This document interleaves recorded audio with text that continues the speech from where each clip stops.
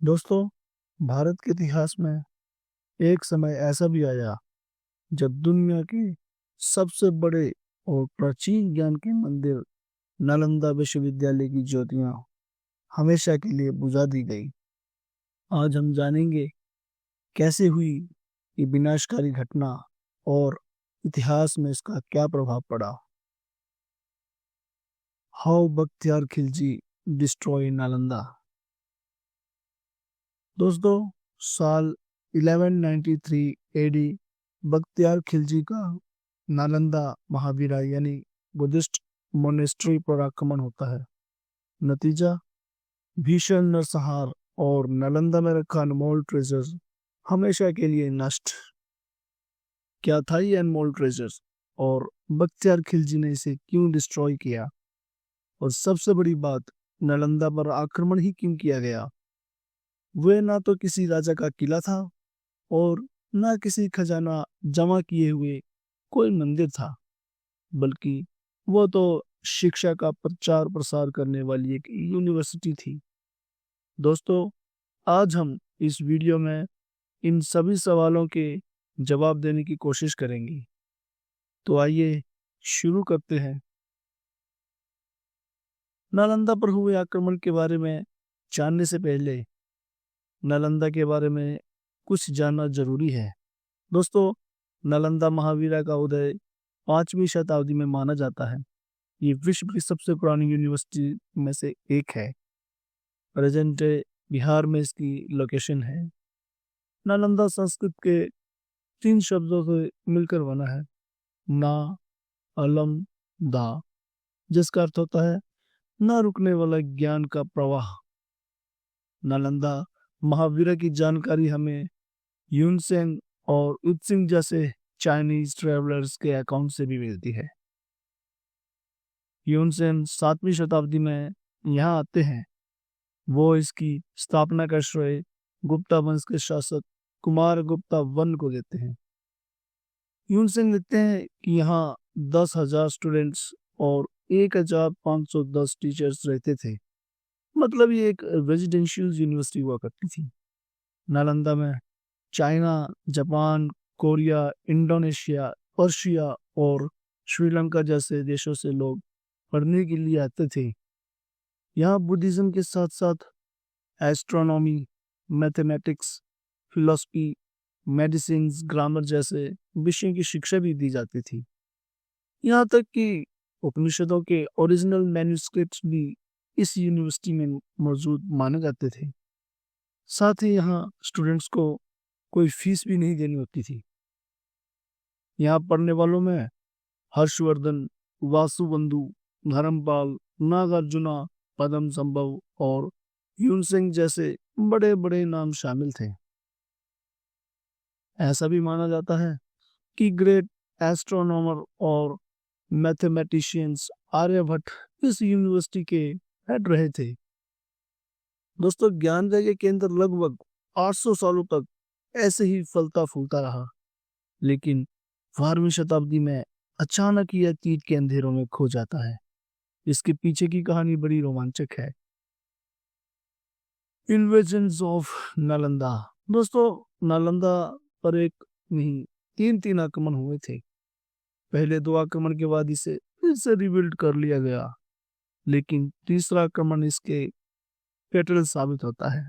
सबसे पहला आक्रमण स्कंदगुप्त के समय 1455 टू 1467 एडी मिहिर कुल के नेतृत्व में किया गया था। बेसिकली ये सेंट्रल एशियन ट्राइब्स के ग्रुप को कहते हैं, जो कि खाइबर पास के थ्रू इंडिया में एंट्री करते हैं।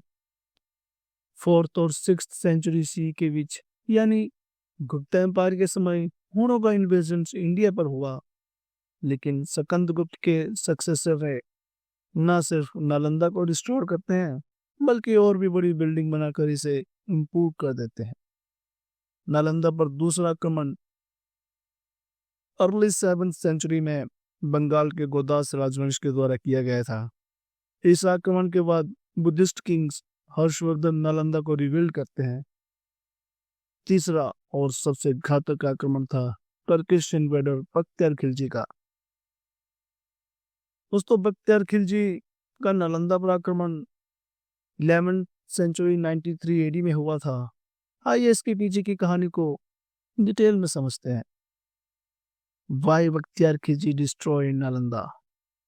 दोस्तों, ऐसा कहा जाता है कि बख्तियार खिलजी एक बार बहुत बीमार पड़ गया था। बहुत से उपाय और हकीमों के इलाज के बाद भी सेहत में कोई सुधार नहीं हो पा रहा था। ऐसे में किसी ने उसे ये सलाह दी कि आप नालंदा महाविद्यालय के प्रिंसिपल राहुल श्रीभद्री आपका इलाज कर सकते हैं। एक बार उनसे इलाज कराकर देखा जाए। लेकिन बख्तियार खिलजी को किसी गैर मुसलमान से इलाज कराना मंजूर नहीं था, इसीलिए वो इस सलाह को नजरअंदाज कर देता है। लेकिन सेहत जब बहुत ज्यादा बिगड़ जाती है तो उसे भी लगता है कि एक बार बुलाने पर क्या ही हर्ज है। तो दोस्तों, राहुल श्रीभद्र जो है वो बख्तियार खिलजी के पास पहुंच जाते हैं और उनकी जांच करते हैं। खिलजी इनके सामने ये शर्त रख देता है कि वो इनकी दी हुई कोई भी दवाई नहीं खाएगा, और इस तरह से वो राहुल श्रीभद्र को चैलेंज करना चाहता था। साथ ही हिंदूज को भी नीचा दिखाने की कोशिश कर रहा था। इसके बावजूद भी राहुल श्रीभद्र भरोसा दिलाते हैं कि खिलजी की सेहत में जल्दी ही सुधार हो जाएगा। वो खिलजी को कुरान देते हैं और कहते हैं कि वो इस कुरान के कुछ पन्ने रोज पढ़ा करे। खिलजी ऐसा ही करता है और देखते ही देखते उसकी सेहत में सुधार होने लगता है। दोस्तों, राहुल श्रीभद्र ने कुरान के पन्नों में दवा लगा दी थी, क्योंकि जैसे ही खिलजी पन्ने को पलटता तो वो दवा उसके मुंह में तक पहुंच जाती थी और इस तरह वो पूरी तरह सही हो जाता है। जब खिलजी को इस बात का पता चलता है तो वो बहुत ज्यादा इनसिक्योरिटी और जेलसी फील करता है। उसे लगता है कि इन काफिरों के पास मुस्लिम हकीमों से ज्यादा ज्ञान कैसे है। बस इसी बात से नाराज खिलजी ये फैसला करता है कि वो इस ज्ञान के सोर्स को हमेशा हमेशा के लिए खत्म कर देगा। आइए जानते हैं कि इस ज्ञान का सोर्स आखिर था क्या। Destruction of Nalanda. दोस्तों, राहुल श्रीभद्रा और नालंदा में रहने वाले उनके जैसे हजार बुद्धिस्ट के मंक्स के ज्ञान का सोर्स था यहाँ की लाइब्रेरी। नालंदा के पास उस वक्त दुनिया की सबसे बड़ी लाइब्रेरी थी। इसका नाम धर्मगंज हुआ करता था और ये 3 बड़ी बड़ी बहुमंजिला इमारतों से मिलकर बनती है, जिसकी पहली इमारत का नाम था रत्न सागरा, दूसरी का रत्नोदधि और तीसरी मंजिल का नाम था रत्न रंजक। इसमें करीब 90 लाख किताबों का संग्रह था। खिलजी को जब इस बात का पता चलता है तो वो नालंदा पर आक्रमण करने का फैसला करता है। हजारों की संख्या में रह रहे यहाँ बुद्धिस्ट मंक्स की बेरहमी से हत्या कर दी जाती है। बहुत से स्कॉलर्स को तो जिंदा ही जला दिया जाता है। खिलजी की सेना निहत्थे बौद्ध भिक्षुकों और यहाँ पर रहे स्टूडेंट्स पर भूखे भेड़ियों की तरह टूट पड़ती है। चारों तरफ कत्लेआम मच जाता है और उसके बाद यहाँ की लाइब्रेरी में आग लगा दी जाती है। दोस्तों, उस समय के हिस्टोरियंस मिनहाज सिराज अपनी किताब तवाकत नसीरी में लिखते हैं कि किताबों को पूरी तरह जलने में पूरे 3 महीने लग जाते हैं। दोस्तों, इससे आप समझ सकते हैं कि कितना विशाल संग्रह रहा होगा।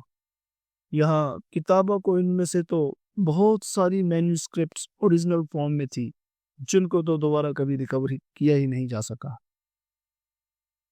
तो आइए चलते हैं अब इस वीडियो के कंक्लूजन की तरफ। दोस्तों, खिलजी ने सिर्फ एक यूनिवर्सिटी को डिस्ट्रॉय नहीं किया, बल्कि एक पूरे ट्रेडिशंस को तबाह कर दिया। यह आक्रमण इतना भयानक था कि रिबिल्ड करने के लिए नालंदा में कुछ बचा ही नहीं था। रह जाते हैं तो सिर्फ कांधार में बनी इमारत के कुछ अवशेष, जो समय के साथ मिट्टी में दफन हो जाते हैं। नालंदा को डिस्ट्रॉय करने के बाद खिलजी बिहार में ही 2 और यूनिवर्सिटीज विक्रमशिला और उदंतापुरी को भी डिस्ट्रॉय कर देता है। दोस्तों, ये केवल भारत का ही नुकसान नहीं था, बल्कि पूरे विश्व और मानव जाति का नुकसान था। सिर्फ एक व्यक्ति की जलन की वजह से हजारों वर्षों का ज्ञान संग्रह जलकर राख हो जाता है। भारत जैसा कल्चर, जहाँ किताब के एक पन्ने को फाड़ना पाप माना जाता है, उसके इतिहास में होने वाली ये घटना सच में शर्मसार करती है। दोस्तों, नालंदा के लॉस्ट ट्रेजर को तो हम फिर से जीवित नहीं कर सकते, लेकिन भारत सरकार ने नालंदा महावीरा को फिर से एजुकेशन हब के रूप में डेवलप करना शुरू किया है। इसका आइडिया पहली बार सन 2006 में former president doctor APJ Abdul Kalam ji ने दिया था। फाइनली भारतीय पार्लियामेंट ने नालंदा यूनिवर्सिटी एक्ट 2010 पारित करके यहाँ से फिर यूनिवर्सिटी बनाने का निर्णय लिया है। जाने माने इकोनॉमिस्ट अमर्त्य सेन को यूनिवर्सिटी की गवर्निंग बॉडी का चेयरमैन भी बनाया गया था। और सन 2014 से इस यूनिवर्सिटी में एडमिशन भी शुरू किए जा चुके हैं। अपनी पुरानी ग्लोरी तक पहुंचने के लिए तो नालंदा को अभी लंबा समय तय करने की जरूरत है, लेकिन हम उम्मीद करते हैं कि भारत सरकार का यह प्रयास भारत को एजुकेशन की फील्ड में एक बार फिर से विश्व गुरु बनने में जरूर सार्थक सिद्ध होगा। आप इस विषय पर क्या सोचते हैं? इस वीडियो के कमेंट बॉक्स में जरूर बताएं और ये वीडियो अपने फ्रेंड्स और फैमिली के साथ शेयर करना ना भूलिएगा।